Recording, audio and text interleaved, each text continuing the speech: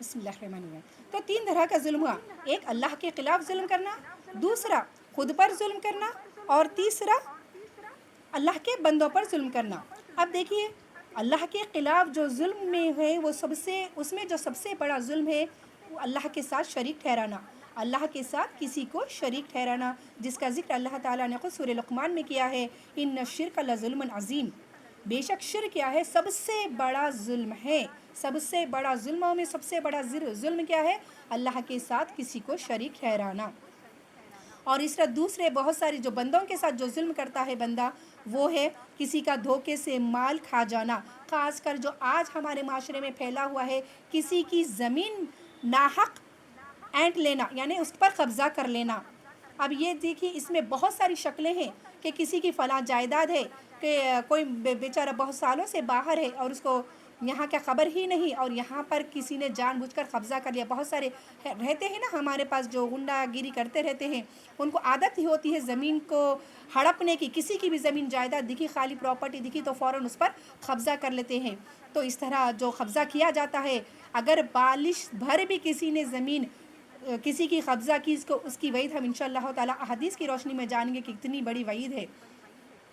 تو زمینیں جو اکثر قبضہ کی جاتی ہیں، کسی کا مال کھا لیا جاتا ہے، یہاں پر وہ چیز بھی شامل ہوگی کہ اگر آپ کے پاس بیٹے بھی ہے اور بیٹیاں بھی ہے، اور آپ نے بیٹی کا حق مارا، اسلام اور شریعت نے جو اس کو حصہ دیا ہے، قانون شریعت نے، اسلامی قانون نے جو اس کے حصہ بتایا ہے، اگر اس پہ ذرہ برابر بھی آپ نے بیٹی کا بھی حق مارا، یہ کہہ دیا کہ ہم نے تمہاری شادی تو کر دی، شادی میں تمہارا پورا جو لگا دیا تھا لگا دیے، اب گھر کی جائیداد میں تمہارا کوئی حصہ نہیں ہے، باپ نے تمہارے جو پراپرٹی چھوڑی ہے اس میں تمہارا کوئی حصہ نہیں ہے، تب وہ عورت بیٹی پر ظلم ہوگا. اور جس نے اس کے ساتھ ایسا کیا وہ ظالم کہلائیں گے، بھلے ہی وہ اس کے خود اپنے ماں باپ ہی کیوں نہ ہو.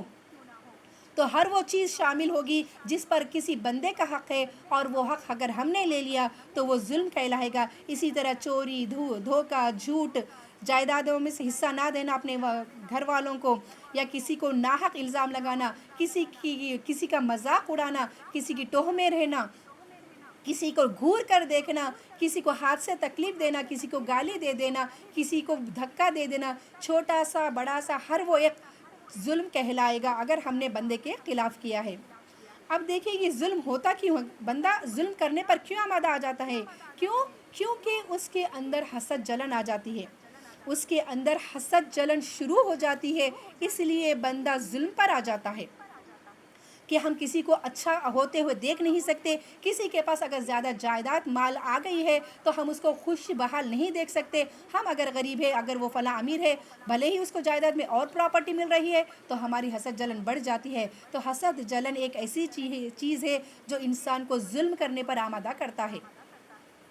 اسی طرح بہت سارے آج جو ماحول میں پھیلا ہوا ہے وہ عاشق معشوق کے قصے. اگر کوئی کسی کے عشق میں ہوتا ہے، شادی سے پہلے کسی کے چکر میں کسی کے ساتھ ناجائز تعلقات بڑھتے جاتے ہیں، لیکن گھر والے اس کی شادی کہیں اور کر دیتے ہیں، یا پھر تو وہ حسد کے مارے وہ اس عورت بچی پر ظلم کرنے لگتا ہے، اس پر ایسڈ پھینکتا ہے یا اس کو بدنام کرنے کی کوشش کرتا ہے. اسی طرح میاں بیوی میں بھی بہت سارے ایسے حادثے ہو رہے ہیں کہ اگر کوئی میاں بیوی ہے، دونوں میں نااتفاقی ہو رہی ہے، اور اگر بیوی ہنسی خوشی جس کو شریعت نے خود اجازت دی ہے کہ تم اگر اپنے رشتے پر قائم نہ ہو سکے تو کچھ تم اپنا مہر جو بھی ہے دے کر یا تم اپنے آپ کو اس سے جدا کر سکتی ہو، تب کیا ہوتا ہے وہ آدمی کو برداشت نہیں ہو پاتا، حالانکہ وہ خود ظالم ہوتا ہے. جب بیوی اس کی زندگی سے چلی جاتی ہے تب اس کو احساس ہوتا ہے کہ وہ چیز کیا کھو دیا، لیکن وہ احساس صحیح احساس نہیں ہوتا، بلکہ وہ حسد کرنے لگتا ہے کہ اب یہ کسی اور کی ہو جائے گی، اس نے میرے ساتھ دھوکہ کیا. اس پر وہ الزام لگانے لگتا ہے، اس عورت پر الزام لگاتا ہے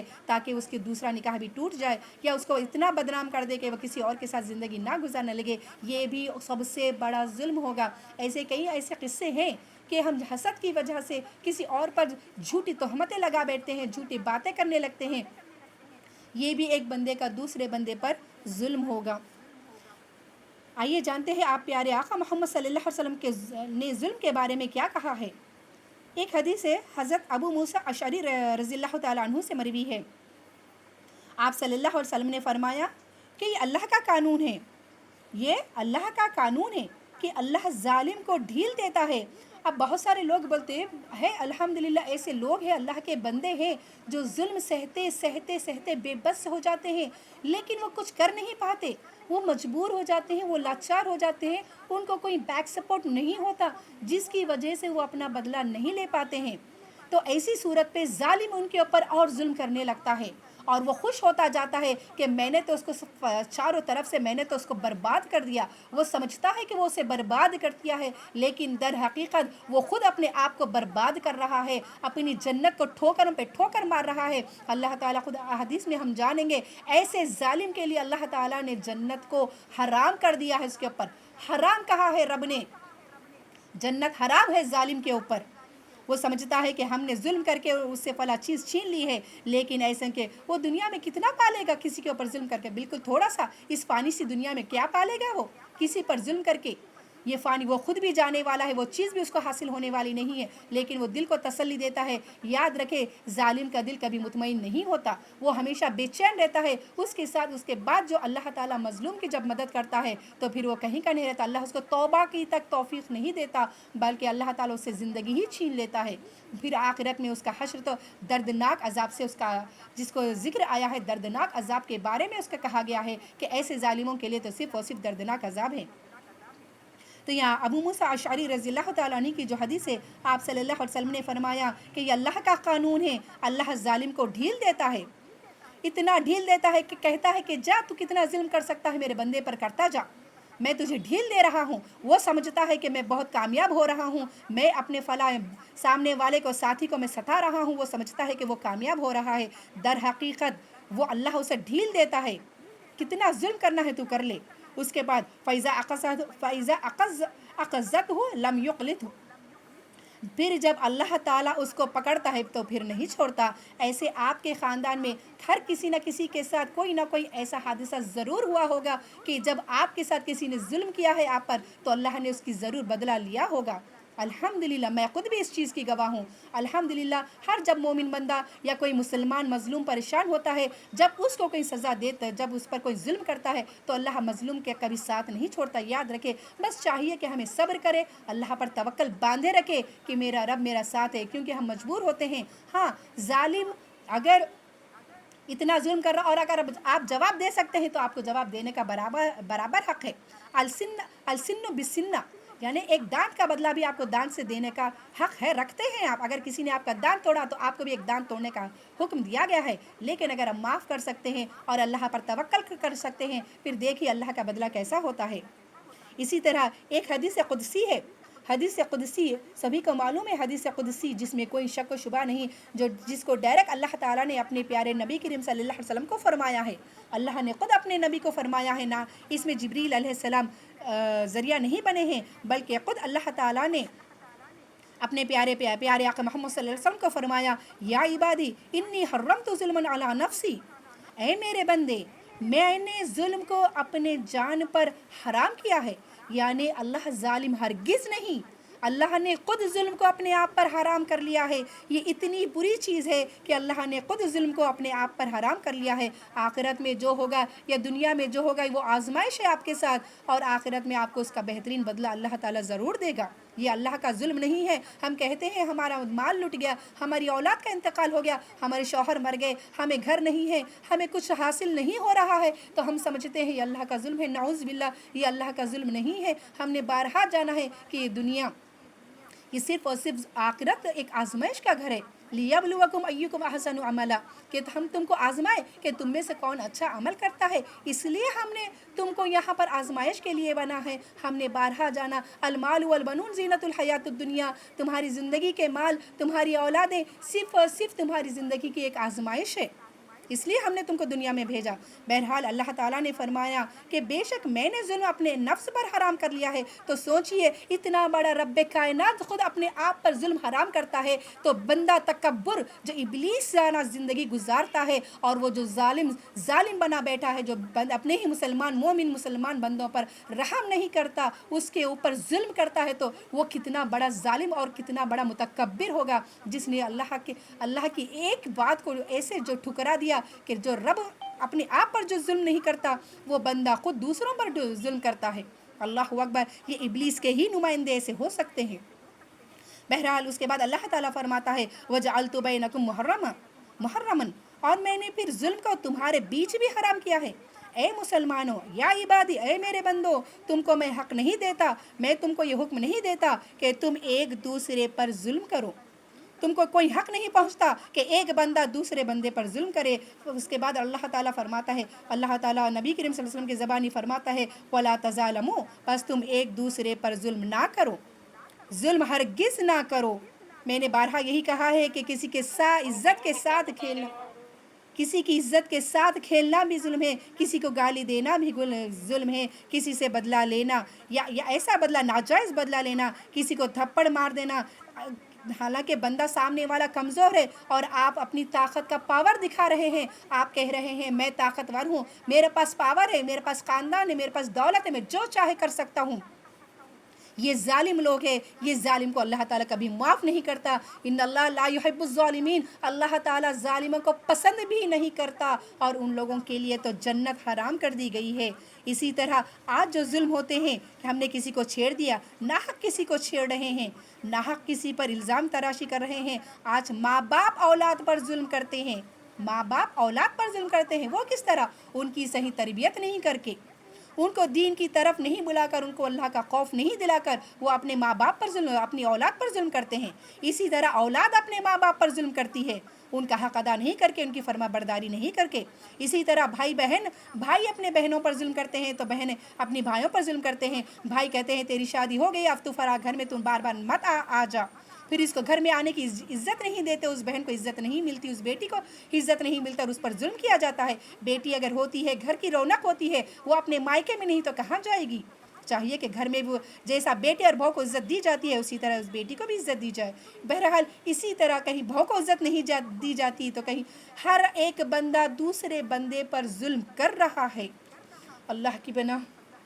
اسی طرح کسی کا مال، حق، جائیداد، پراپرٹی چاہے کورٹ میں جا کر ہی کیوں نہ ہو ہڑپ کر لی جاتی ہے، کورٹ کو پیسے دی جاتے ہیں، یا کچھ فیک ڈاکیومنٹس بنا کر، فیک جھوٹی قسمیں، جھوٹے گواہ لا کر وہ کورٹ میں تو آپ جیت سکتے ہیں، لیکن یاد رکھیں اللہ کے نزدیک کیسے جیت پائیں گے؟ یہ 2 دن کی زندگی آپ کی 100 سال کی بھی گارنٹی نہیں، 50-60 سال کی زندگی میں لاکھوں کی پراپرٹی کسی کا قبضہ کر لیں گے، وہ کہاں لے کر جائیں گے؟ وہ ساتھ اس زمین میں آپ کو دفنانے کا، ایک قبر تک وہ اس جگہ بنائی نہیں جاتی۔ اگر کسی کا حق ماریں گے، کسی بیٹی کا حق ماریں گے یا کسی بیٹے کا حق ماریں گے تو اللہ کے پاس کیا جواب دیں گے؟ وہاں پر روک لے گا رب، کیونکہ یہ دنیا میں بھیجا ہی رب نے اسی لیے ہے کہ تم حقوق العباد ادا کرو، ایک دوسرے کے حقوق ادا کرو۔ جو یاد رکھے، میں نے اس کے عذاب کے بارے میں جو بتایا تھا کہ کسی کا حق ماریں گے، بالشت بھر زمین ہی کیوں نہ ہو، یا کہ رتی بھر کا کاڑی بھری کسی کی چیز آپ نے کیوں نہ لی ہو، تو اللہ تعالیٰ کا عذاب سن لیجئے کہ روز قیامت اللہ تعالیٰ 7 زمین کا طوق بنا کر اس تمہارے گلے میں ڈال دے گا۔ اگر کسی نے آپ کے بالشت بھر جگہ تو آپ نے لی ہے، زمین، گھر کا حصہ زیادہ کر لیا، کسی اور کا حصہ آپ کے حصے میں آ گیا ہے، آپ نے زمین بالشت بھر بھی آپ نے کی ہے، تو 7 زمین کا طوق اللہ تعالیٰ، سوچئے ہماری گلے میں 1 کلو کا ویٹ اگر ڈال دے، 1 کلو گلے میں ہمارے ویٹ کو لٹکا دے تو ہماری گردن کتنی دیر تک وہ بوجھ اٹھا پائے گی؟ تو یاد رکھے پھر ساری زمین، 7 زمین کتنی وزن ہوگی، اس کا طوق بنا کر ہمارے گلے میں ڈال دیا جائے گا اگر ہم نے کسی کی زمین کو ضبط کیا ہے۔ کہے گا رب کہ لے اب یہ سنبھال، اسی زمین کے لیے تو نے ظلم کیا تھا میرے بندے پر، تو نے حق مارا تھا، اب اس کا بوجھ تو اٹھا۔ یہ ہے اللہ کا انصاف، یہ ہے رب کا انصاف، وہاں وقت بخشنے والا نہیں ہے۔ اسی طرح زبان کا ظلم، کسی کو گالی دے دی آپ نے، بارہا کسی کو گالی دے دی، کسی کی غیبت کی، کسی پر تہمتیں اٹھائیں جس کو ہم معمولی سمجھتے ہیں، چیل اڑی تو بھینس اڑی کہہ دیا، کسی کو اگر بات کرتے ہوئے دکھا حالانکہ اس کا کوئی افیئر نہیں تھا، لیکن فلاں کے ساتھ آپ نے زنا کا حکم لگا دیا اور اس پر تہمتیں لگائے، اس کو بدنام کرتے پھر رہے ہیں، جبکہ آپ کو معلوم ہے کہ وہ بندی ایسی نہیں ہے، وہ بالکل پاک ہے، لیکن آپ نے پوری طرح اس کو بدنام کر دیا۔ تو یاد رکھے وَتُعِزُّ مَن تَشَاءُ وَتُذِلُّ مَن تَشَاءُ، اللہ چاہے تو اپنی مومن بندی کو پاک رکھ لے اور اسے پھر سے عزت سے نواز دے، لیکن وہ ظالم کا کیا حشر ہوگا۔ اسی طرح ہاتھ کا ظلم بھی بہت سارے لوگ، میں یہاں پر ایک بات بتاتی چلوں کہ بہت سارے شوہر اکثر جو ظالم ہوتے ہیں، میں انہی کی بات کر رہی ہوں، سمجھتے ہیں کہ اس کے بیوی کو مارنا بڑی بہادری کا کام ہے، بیوی پر ہاتھ اٹھانا بڑی بہادری کا کام ہے، وہ کہتے ہیں کہ وہ زبان دراز ہے اس لیے ہم مارتے جا رہے ہیں، اسے روکے. اگر اس کو زبان چلا رہی ہے تو آپ بھی اپنی زبان چلائیں. لیکن ظلمانہ مار رہے ہیں, اتنے چہرے پہ تماچے دے رہے ہیں, کان بھیری دے رہے ہیں. اگر وہ بس نہیں ہوا تو ہاں گھروں میں جو چیزیں ہیں, ڈونگی, بیلٹ ویٹ, پتہ نہیں کیا ہے, جاہلانہ چیزیں استعمال کر کے اس بیچاری پر ظلم کیا جاتا ہے, اور وہ بیچاری کچھ نہیں کر پاتی ہے. لیکن یاد رکھے وہ جب مظلوم ہو جاتی ہے تو پھر اللہ کا اس کے ساتھ ہوتا ہے, اور کہتے ہیں پھر اس پر جو الزام لگا دیتے ہیں کہ اس نے فلاں کے ساتھ بات کیا تو آپ کا کام ہے کہ تحقیق کرے اس کے ساتھ آخر کس سے بات کی اور کیا بات ہوئی تھی. پوری تحقیق کرنا آپ کا کام ہے. صرف اور صرف زنا کا جو قرآن میں جو ذکر آیا ہے کہ فضربوہن, کہ انہیں مارو, لیکن وہ مارنا بھی کیسا ہے, وہ کھجور کی پتلی سی شاخ سے تھوڑا سا اس کو جسٹ تنبیہ کے طور پر مارنا ہے, یا تو اس کو بستر الگ کرنا ہے, تھوڑا سا تنبیہ مارنا ہے. اگر آپ کو نہیں بنتی ہے تو آپ اس کو خلا لے لیں, آپ اس کو طلاق دے دیں. لیکن جبرن مار کر جو اس کے اوپر ظلم کر اتنا ڈرا دیا جاتا ہے بیچاری کو وہ تاپ نہیں لاتی. بہرحال اللہ تعالیٰ ایسے ظالموں کو معاف کرنے والا نہیں ہے. اسی طرح کوئی پیسوں کا ظلم کرتا ہے, پیسوں کی طاقت اور قوت بتاتا ہے, اپنے آپ کو پاور میں رکھتا ہے, اپنے آپ کو متکبر بناتا ہے, اور سامنے والے غریب کو بڑی ہی گری ہوئی اور حقیر نظروں سے دیکھتا ہے. یہ بھی ہوگا ایک امیروں کا مظلوموں پر ظلم. اللہ کی پناہ, نعوذ باللہ من ذالک. اسی طرح ایک حدیث ہے جس کے راوی ہے حضرت ابو ہریرہ رضی اللہ تعالیٰ عنہ. وہ نبی کریم صلی اللہ علیہ وسلم سے روایت کرتے ہیں, قولا, آپ صلی اللہ علیہ وسلم نے فرمایا, من کانت عندہ مظلمۃ لأخیہ, جس کسی کے پاس بھی اپنے بھائی کا تھوڑا بھی ظلم کیا ہوا ہو, یعنی تم نے اگر اپنے بھائی پر تھوڑا بھی ظلم کیا ہوا ہو, اگر تم مظلوم ہو, تم ظالم ہو, تھوڑے بھی ظالم ہو تم, کس وجہ سے, کہ عیبن, یا اس کے تم نے بیکار کے اس پر عیب نکالا, تم نے بیکار کے اس کے اوپر غیبت کی, اور ممزقین, یا تم نے اس کا مذاق اڑایا, فَلْيَسْتَحِلَّهُ مِنَ الْيَوْمِ, تو آج ہی جا کر اس سے معاملہ صحیح کر لے. آپ نے کیا فرمایا؟ آپ نے فرمایا اگر تم نے اپنے کسی مسلمان بھائی کے ساتھ تھوڑا بھی ظلم کیا ہے تو جاؤ آج ہی جا کر اس سے معاملہ صحیح کر لو. کسی سے ہڑپ کیا ہے تو فوراً اس کو لوٹا دو, کسی کا حق مارا ہے تو اس کو دے دو, کسی کی عزت پر اچھالی ہے تو اس سے معافی مانگ لو, اس کی پاکیزگی بیان کر دو. ہر وہ چیز جو تم نے اس کا حق مارا ہے اپنے مسلمان بھائی, تو آج ہی یہ معاملہ کر لو. قبل ان لا یکون لا دینار ولا درہم, قبل ان لا یکون لا دینار ولا درہم, قبل اس سے کہ تمہارے پاس ایسا وقت آ جائے کہ جب تمہارے پاس نہ دینار ہوگا, نہ درہم ہوگا, نہ دینار کے بدلے تمہارا یہ جو ظلم ہوگا وہ قبول کیا جائے گا.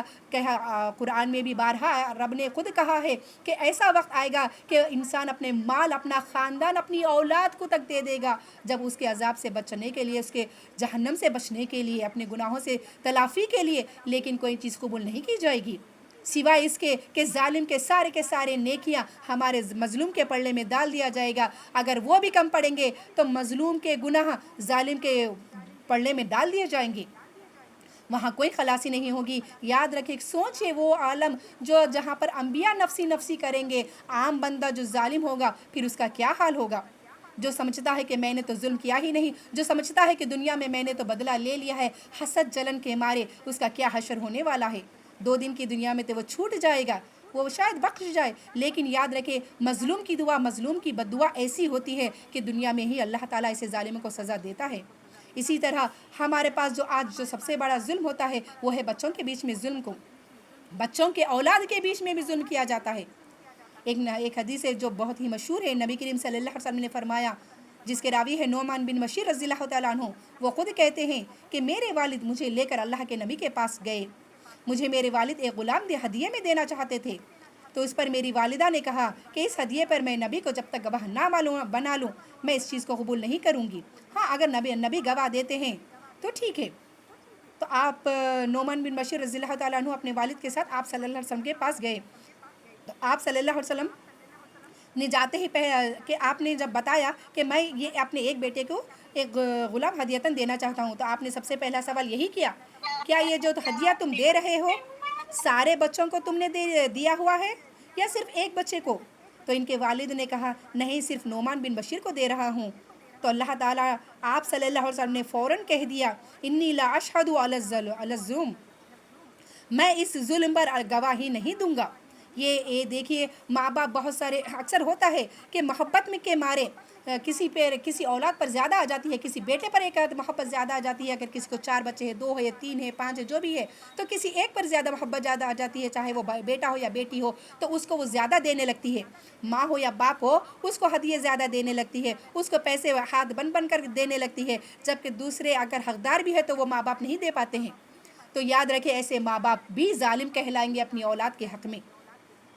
ماں باپ کو چاہیے کہ اگر تحفتاً آپ ایک بیٹی کو جوڑا بنا رہے ہیں تو آپ کو حق ہے دوسرے بیٹیوں کو بھی ویسا ہی جوڑا بنائیں، چاہے آپ بیٹوں کو دیں یا بیٹی کو دو، سب کو دینے کا آپ کو حق ہے۔ یہ اسلام آپ کو شریعت کہتا ہے صرف اللہ کے لیے آپ کو اولاد کا خوف، ہاں بھائی ہم کو ان سے محبت ہے تو ہم ان کو دیں گے، ایسا نہیں ہے، شریعت یہ نہیں کہتی۔ آپ کو شریعت کہتی ہے ایک کے ساتھ اگر آپ نے ایک کو دیا ہے تو آپ کو چاہیے، ہاں اگر آپ کی محبت زیادہ ہے تو دل میں رکھے، اور یہاں تک کہ دیکھیے اگر آپ کہتے ہیں میرا بیٹا یہی بیٹا اچھا ہے، میرے کو اس سے محبت ہے، سارے بیکار ہے، اگر آپ نے ایسا بھی کہہ دیا دوسری اولاد کے سامنے تب بھی آپ نے دوسری اولاد پر ظلم کیا۔ ہر وہ چیز صرف انصاف کی نظر سے کہ بھلے ہی میں مانتی ہوں کہ ایک پر زیادہ محبت آتی ہے لیکن وہ صرف دلی محبت ہے، اس کو دل میں دبا کر رکھے۔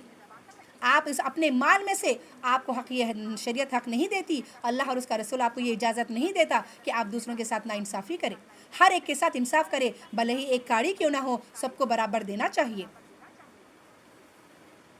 اور دیکھیے صرف ظالم ہی نہیں، ظالم ہی جہنم کا حقدار نہیں بنے گا، بلکہ ظالم کا ساتھ دینے والا بھی اتنا ہی بڑا گناہ ہے جتنا کہ ظلم کرنے والا۔ ظالم ہے، اگر کسی نے ظالم کو نہیں روکا ظلم کرتے ہوئے، جانتے ہیں کہ وہ ظالم ہے، ہمیں کیا کرنا ہے؟ ارے جان دو نا اس کے ساتھ ظلم کر رہا ہوں گا، ایک شوہر بیوی کے ساتھ کر رہا ہوں گا، جان دو ہمیں کیا کرنا، ہم کیوں پڑے؟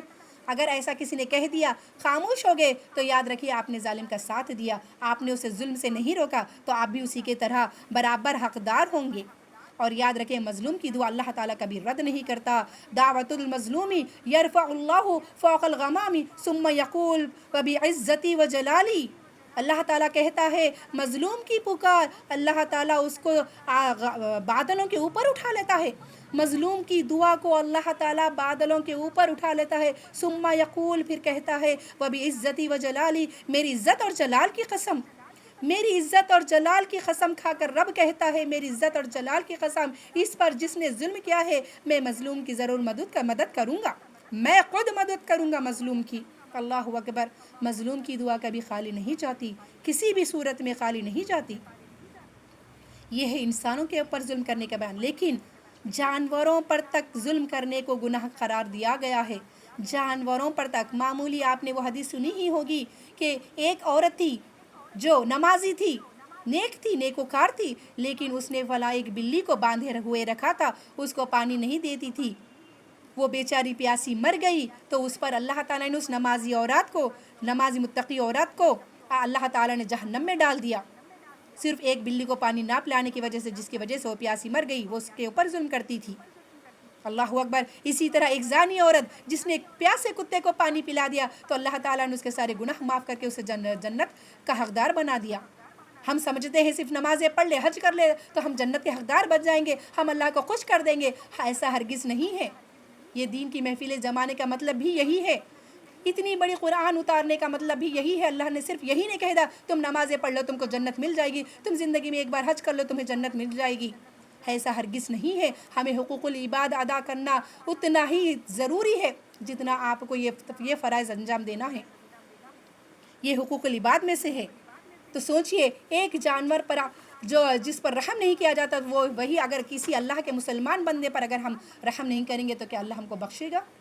اسی طرح نبی کریم صلی اللہ علیہ وسلم نے فرمایا، صحیح مسلم کی ایک روایت ہے کہ جس نے اپنے فائدے کے لیے کسی مسلمان کا مال ناحق مار لیا ہو، یعنی جھوٹی قسم کے ذریعے سے، تو اللہ اس کے لیے جہنم کو واجب کر دیا اور جنت اس کے لیے حرام ہے۔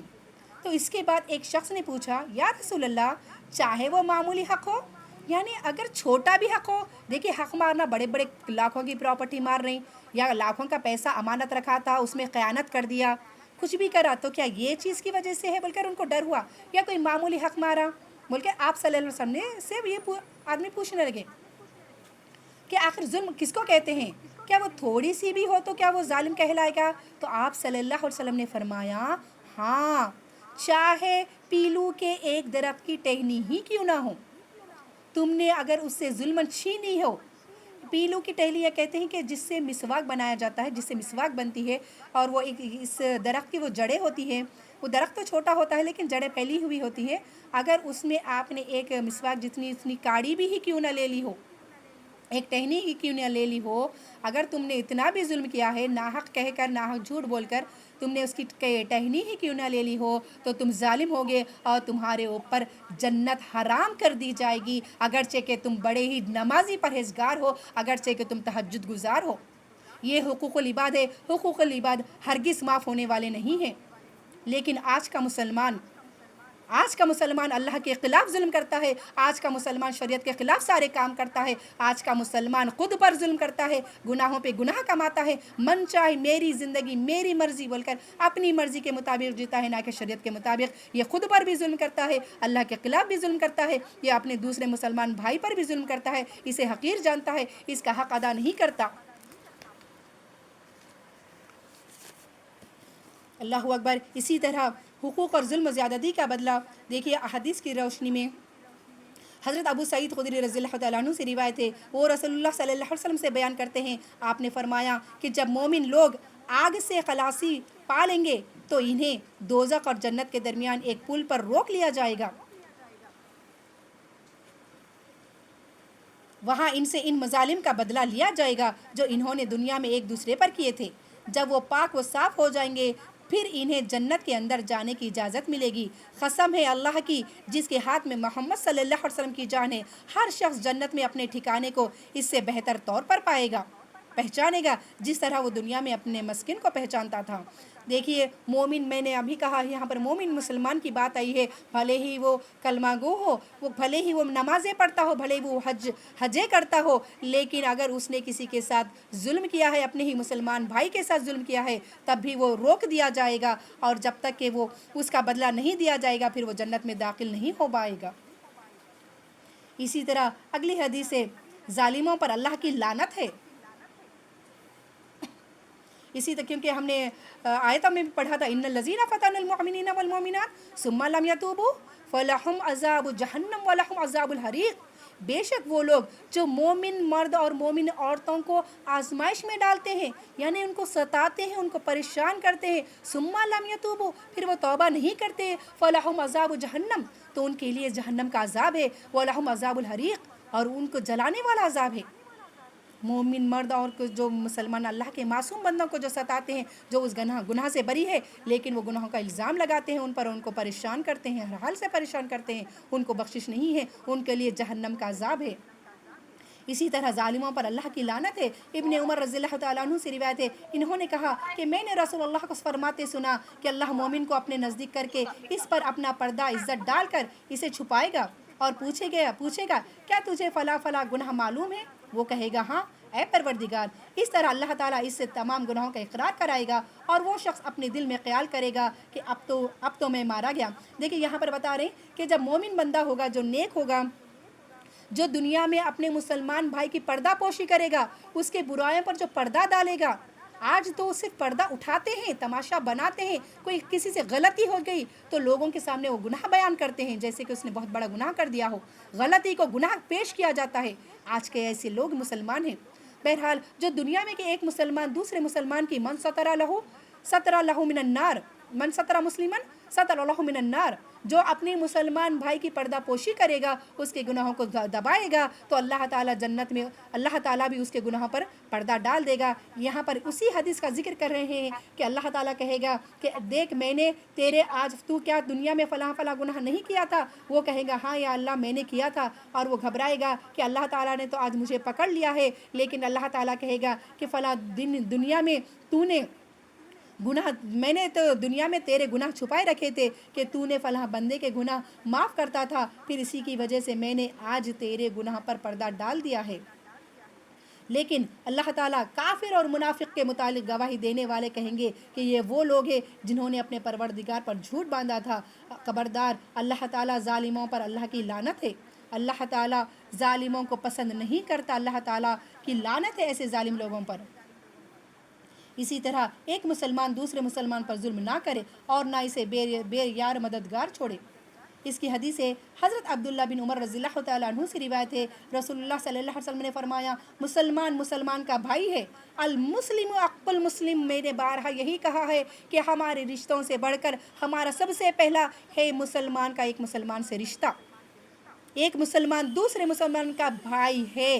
راہ چلتے ہوئے آپ اپنے سب کو اپنے بھائی کی نظر سے دیکھیں، اپنی بہن کی نظر سے دیکھیں، لہٰذا نہ وہ اس پر ظلم کرے اور نہ ہی اسے ظلم کے حوالے کرے۔ جو شخص اپنے بھائی کی حاجت روائی میں مصروف ہوتا ہے تو اللہ تعالیٰ اس کی مقصد برآوری کے در پہ ہوگا، اور جو شخص کسی مسلمان کی مصیبت کو دور کرتا ہے تو اللہ تعالیٰ قیامت کے دن اس کی مصیبت کو دور کرے گا، اور جو شخص مسلمان کا عیب چھپائے قیامت کے دن اللہ تعالیٰ اس کی پردہ پوشی کرے گا۔ یہاں پر آپ کو صریح بات معلوم ہو گئی کہ اللہ تعالیٰ جو ہم جب ایک مسلمان کی مدد میں لگے ہوئے رہتے ہیں تو اللہ تعالیٰ ہماری مدد میں لگتا ہے۔ آج اگر ہمیں مدد حاصل نہیں ہے، آج اگر ہم پریشان ہیں تو یاد رکھیں وہ صرف ہمارے گناہوں کی بدولت ہے، وہ صرف کیونکہ ہم دوسروں کی مدد کرنا نہیں چاہتے اس لیے اللہ تعالیٰ ہماری مدد میں نہیں آ رہا، یہ ہمارے گناہوں کی وجہ سے ہے کہ ہم اپنے مسلمان بھائی کی مدد میں نہیں ہیں۔ اللہ اکبر۔ اسی طرح اگلی حدیث ہے تو اپنے بھائی کی مدد کر خواہ وہ ظالم ہو یا مظلوم۔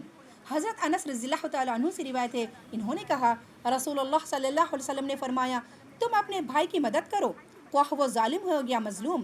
صحابہ نے عرض کیا یا رسول اللہ وہ مظلوم ہو تو اس کی مدد کریں گے لیکن ظالم کی مدد کس طرح کریں؟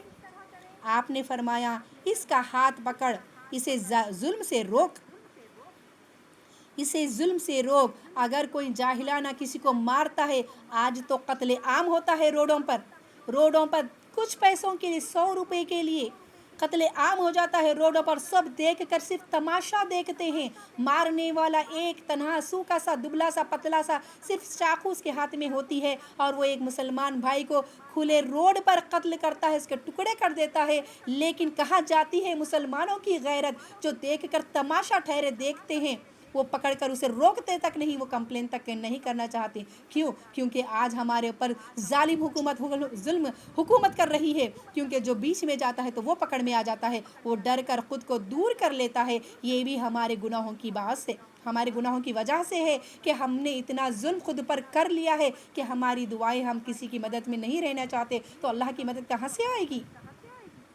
یہ بولنے کا ہم حق نہیں رکھتے کہ اللہ ہماری مدد نہیں کر رہا ہے، ہماری اللہ سن نہیں رہا ہے، بلکہ ہم نے اتنا ظلم کر دیا ہے اپنے آپ پر، ہم نے اللہ کے خلاف ظلم کیا ہے، ہم نے خود پر ظلم کیا ہے، ہم اپنے مسلمان بھائی پر ظلم کرتے ہیں، اسے حقیر جانتے ہیں، اس کا حق ادا نہیں کرتے، تو کہاں سے اللہ ہماری مدد کرے گا؟ یہ آج جو مسلمان پریشان ہے یہ ہمارے ظلموں کی وجہ سے ہے۔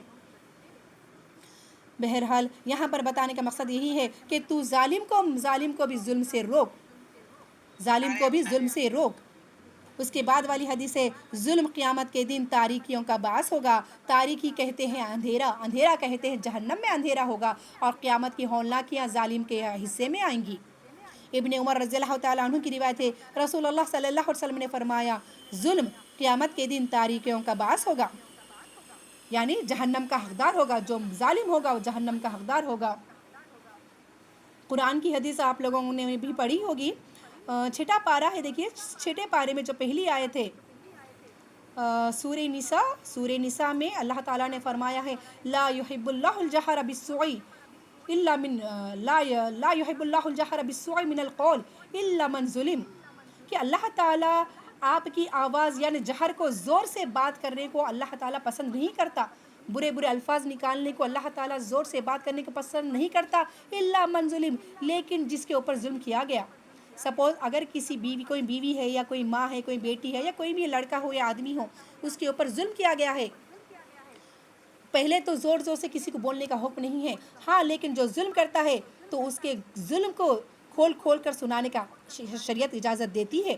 اگر کوئی بیچاری فلاں عورت ہے، بڑی مظلوم ہے شوہر کے ہاتھوں یا ماں باپ کے ہاتھوں یا بھائی کے ہاتھوں یا کسی بھی رشتہ داروں کے ہاتھوں، وہ بیچاری پریشان حال ہے، اب رو رہی ہے، پیٹ رہی ہے کہ فلاں میرے ساتھ ایسا ہوا ہے، تو پہلے تو چاہیے کہ اس کو صبر کرے، لیکن ظلم اتنا بڑھ چکا ہے کہ وہ صبر کا پارا ٹوٹ گیا ہے اس کا، اور وہ بیچاری کسی حاکم کے سامنے یا کوئی پولیس اسٹیشن کے سامنے یا رشتہ داروں کے سامنے وہ رو کر کہہ رہی کہ میرے ساتھ فلاں ظلم کیا گیا ہے، تو اس کے اسلام اس کو اجازت دیتی ہے۔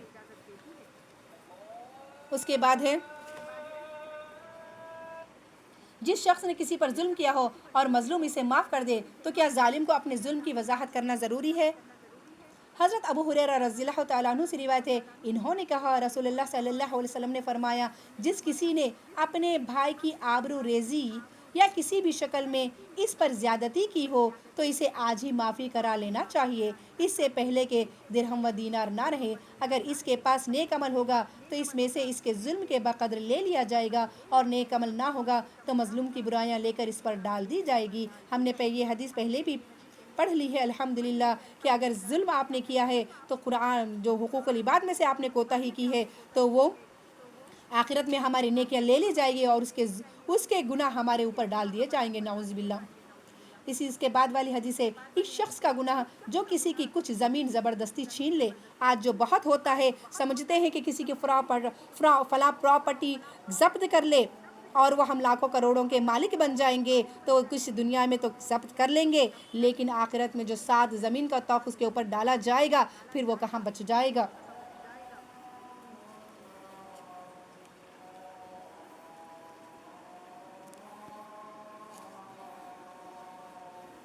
اس کے بعد والی حدیث ہے، جب کوئی انسان دوسرے انسان کسی کی بات اجازت دے دو تو کیا وہ کر سکتا ہے؟ حضرت ابن عمر رضی اللہ تعالیٰ عنہ سے روایت ہے، ان کا ایک قوم کے پاس سے گزر ہوا جو کھجوریں کھا رہے تھے، تو انہوں نے کہا کہ رسول اللہ صلی اللہ علیہ وسلم نے 2 کھجوریں ایک بار اٹھا کر کھانے سے منع فرمایا، ہاں اگر تم میں سے کوئی اپنے بھائی سے اجازت لے لے تو جائز ہے۔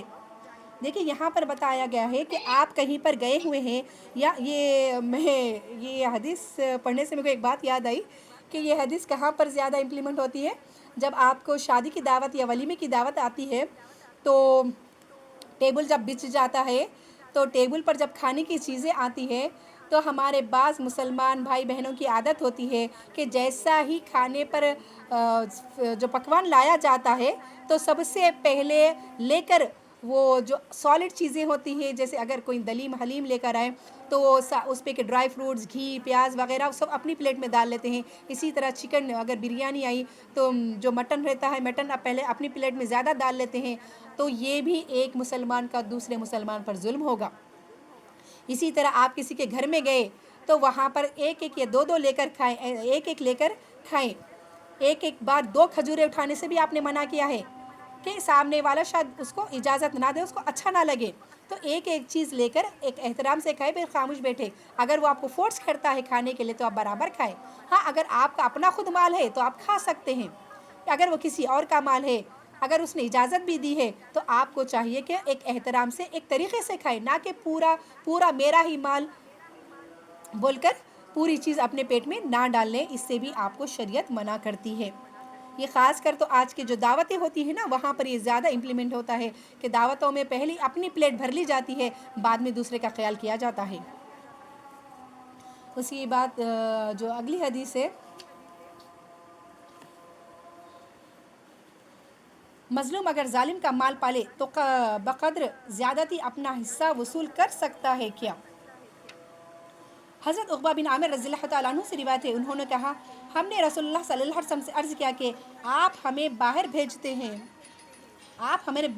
ہیں تو کبھی ہم ایسے لوگوں کے پاس جاتے ہیں جو ہماری ضیافت تک نہیں کرتے، یعنی آپ صلی اللہ علیہ وسلم کے پاس کچھ صحابہ آئے اور صحابہ نے کہا کہ یا رسول اللہ، آپ ہمیں کچھ لوگوں کے پاس دعوت کا کام کے لیے بھیجتے ہیں لیکن وہ لوگ ہماری ضیافت ہی نہیں کرتے، یعنی ہماری مہمان نوازی نہیں کرتے، ہمیں صحیح کھلاتے نہیں ہیں بول کر پوچھا۔ آپ صلی اللہ علیہ وسلم سے صحابہ نے پوچھا کہ آپ اس کے متعلق کیا فرماتے ہیں؟ تو آپ نے فرمایا، جب تم کسی قوم کے پاس جاؤ اور وہ مہمان کی شایان شان میزبانی کا اہتمام کرے تو اسے قبول کر لو، اور اگر سامان نہ کرے تو زبردستی ان سے اپنی مہمان نوازی کا حق وصول کر لو۔ اتنا بڑا حق ہے ایک مسلمان کا دوسرے مسلمان پر، اگر آپ کا حق وہ ادا نہیں کرتا ہے تو آپ کو شریعت اجازت دی ہے کہ آپ زبردستی آپ وہاں پر اپنی مہمان نوازی وصول کرے، اس کو احساس دلائے کہ بھائی ہم مہمان ہیں، آپ کچھ کھانے کا بندوبست کرے، کیونکہ وہ بے شرم سے لوگ ہوتے ہیں جو کھانے کا اہتمام نہیں کرتے، کیونکہ کھانا کھلانا تو اللہ تعالیٰ کے بہت زیادہ پسندیدہ عمل ہے۔ اللہ تعالیٰ نے سورہ 3 میں بھی کہا ہے نا کہ ویل للمطففین، اس میں بھی کہا کہ جو کھانا نہیں کھلاتے، کھانا کھلانے پر رغبت نہیں دلاتے ہیں. اسی طرح نبی کریم صلی اللہ علیہ وسلم کی بھی پیاری سنت ہے کہ لوگوں کو کھانا کھلاتے تھے. ابراہیم علیہ السلام کی سنت ہے کہ وہ اکیلا کبھی تنہا کھانا نہیں کھاتے ہیں. بہرحال اسی طرح اگر کوئی عورت بیٹی ہے جو اپنے گھر مائکے میں جاتی ہے لیکن بھائی بھاوج اسے نہیں پوچھتے ہیں، یا ماں باپ نہیں ہیں، اور بھائی بھاوج اسے کھانے کے لیے نہیں پوچھتے ہیں، تو وہ پورا حق رکھتی ہے. شریعت اس کو اجازت دیتی ہے کہ وہ مائکے میں جائے، حق سے کچن میں جائے اور اپنی تھالی خود پروس لے اور لے کر کھا سکتی ہے. ان سے کہے کہ اسلام میں خود اس کی اجازت دیتی ہے، بھلے ہی وہ کھانے سے آپ کو منع کرے، لیکن منع نہیں بلکہ شریعت خود آپ کو اجازت دیتی ہے کہ آپ اپنے مائکے میں جا کر حق سے کھا سکتی ہیں. مائکے میں ہی نہیں بلکہ آپ اپنی خالہ، چاچا، دادا، نانا، ان سب کے گھر آپ جا کر برابر حق کے ساتھ کھا سکتی ہیں. اگر بے شرم لوگ کہ آپ کو کھانے پر نہیں ابھارتے ہیں تو ان کو خود آپ آر دلائیں، یعنی ان کو شرم دلائیں اور کہے کہ یہ میرا حق ہے اور میں کھا کر جاؤں گی، آج مجھے بھوک لگی ہے. کیونکہ کھانے سے شرمانے کا حکم نہیں دیتا ہے. ہم کو کھانے کی شرم ہم اسلام نے نہیں کہا ہے. ہاں بس احترام سے کھائے، پورے اس کے ساتھ کھائے، ادب سے کھائے، لیکن کہ ہم کو پوری اجازت دیتا ہے کہ ہم برابر اپنا حق وصول کریں. الحمدللہ. تو آج جو ہمارا باب تھا الحمدللہ یہ تھا حقوق العباد. حقوق العباد میں یہ جو سب سے بڑا جو ٹاپک تھا مظالم کے بارے میں جو میں نے مختصر صحیح بخاری سے یہ احادیث لی ہیں الحمدللہ، کہ جس میں حقوق العباد میں یہ سب سے بڑا حق ہے ایک مسلمان کا دوسرے مسلمان پر. میں تقریباً جو احادیث بیان کر رہی ہوں اس میں تقریباً آپ کو صرف یہ نہیں ملے گا کہ آپ نمازیں پڑھو، حج کرو، یہ تو اولین فرض ہے، اس سے مسلمان اور کافر کی پہچان ہوتی ہے. لیکن اس کے ساتھ ساتھ جو آپ کو حقوق العباد ادا کرنے ہیں وہ سب سے زیادہ امپورٹنٹ ہے، یہ جو سب سے زیادہ جاننا ہمارے لیے ضروری ہے. کیونکہ آج کا مسلمان اس سے غافل ہے، اس سے غفلت برتتا ہے. وہ سمجھتا ہے کہ میں نمازیں پڑھ لوں اور میں نے حق ادا کر دیا. آپ کو ہر حق ادا کرنا ہوگا. آپ کو ماں باپ کا حق ادا کرنا ہوگا، آپ کو اولاد کا حق ادا کرنا ہوگا، آپ کو اپنے بھائی بہن کا حق ادا کرنا ہے، آپ کو پڑوسی رشتہ دار کا حق ادا کرنا ہے، آپ کو دوست احباب کا حق ادا کرنا ہے، آپ کو اپنے والد کے دوستوں کا حق ادا کرنا ہے، آپ کو اپنے والد کے دوستوں کا حق ادا کرنا ہے، آپ کو رشتہ داروں کا حق ہے. یہاں تک کہ چلتے راستے پر ایک حدیث بھی ہے نا کہ آدمی جب صحابہ روڈوں پر بیٹھا کرتے تھے، یعنی روڈوں پر بیٹھنے کا بھی آدمیوں پر حق ہے. آپ نے فرمایا کہ تم روڈوں پر نہ بیٹھو. یہ جو چبوتروں پہ اکثر آدمی لوگ بیٹھتے ہیں نا، اکثر ان کو بھی حق دیا گیا ہے. صحابہ نے کہا کہ اگر ہم یہاں نہیں بیٹھے تو کہاں بیٹھے؟ تو آپ صلی اللہ علیہ وسلم نے فرمایا اگر تم راستوں پر بیٹھے ہو تو اس کا حق ادا کرو. تو اس کا حق ادا کیا ہے کہ اپنی نظروں کو نیچے رکھو اور آنے جانے والوں کو سلام کرو یا پھر ان کے سلام کا جواب دو. اللہ اکبر. ہر ایک بندے کا اپنے دوسرے بندے پر حق ہے، ہر ایک کا دوسرے پر حق ہے. یہ حقوق ہمارے لیے جاننا ضرور ہے. الحمدللہ. اللہ تعالیٰ کا شکر ادا کرتی ہوں کہ اللہ تعالیٰ نے آج ہمیں ایک بہترین حق سے اللہ تعالیٰ نے ہمیں سرفراز کیا ہے، اس علم سے سرفراز کیا ہے کہ ہم اس پر کچھ عمل کر سکیں، ہم اپنے دلوں پر لگے زنگ کو دور کر سکیں، ان حقوق کو جان سکیں جن حقوق کو لے کر ہم نے کوتاہی کی ہے، جن حقوق کو لے کر ہم ظالم بن بیٹھے ہیں. ہم آج جانیں، آج غور و فکر کریں کہ ہم نے کون سا ظلم کیا ہے. کہیں اللہ کے خلاف تو ظلم نہیں کیا، کہیں ہم خود پر تو ظالم بنے نہیں بیٹھے ہیں، یا پھر ہم کسی مسلمان بھائی یا بہن پر ظلم تو نہیں کر رہے ہیں. اور اللہ سے آج ہی اس حدیث پر عمل کرے پیارے آقا محمد صلی اللہ علیہ وسلم کی، اور اس پر آج ہی اس کی تلافی کر لے، آج ہی مصالحہ کر لے، اپنے بیچ میں صلح کر لے. اللہ تعالی ہمیں جو بھی سنا ہے، جو کچھ سنایا ہے اس پر عمل کرنے کی توفیق عطا فرمائے. وآخر الدعوانا ان الحمد للہ رب العالمین وما علینا الا البلاغ المبین. جزاکم اللہ خیرا کثیرا وحسن الجزاء. السلام علیکم ورحمۃ اللہ وبرکاتہ.